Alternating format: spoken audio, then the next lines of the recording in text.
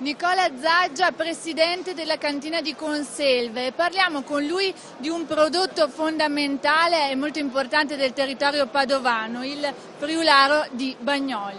Sì, è il nostro prodotto più importante, sicuramente il prodotto che è un po' il simbolo del nostro territorio, è un prodotto che è stato rivalutato e riscoperto e infatti è stato anche molto premiato in questi ultimi anni.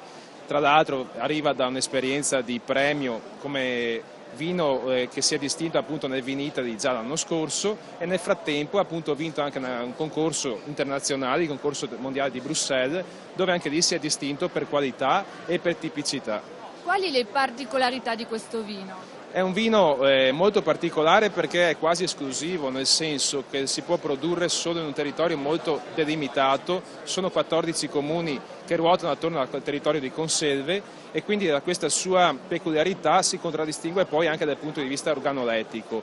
È un vitigno che le cui uve si raccolgono molto tardi, le ultime, e questa è una caratteristica già iniziale molto importante perché già la tipicità e la robustezza delle uve fanno sì che il vino poi si contraddistingua in termini di robustezza e di acidità.